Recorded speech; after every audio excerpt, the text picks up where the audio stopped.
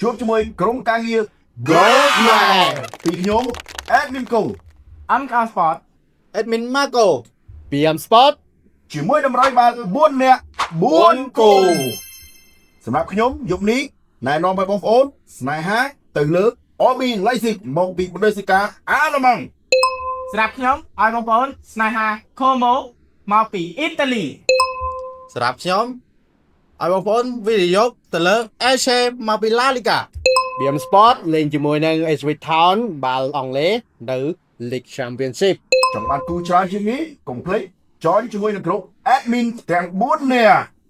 link នៅក្រោម profile ទាំងអស់គ្នា ជាទៅក្រោយកុំភ្លេចចុច like ចុច share follow comment លេងសប្បាយទាំងអស់គ្នា ជាមួយនឹងក្រុមការងារ Goldman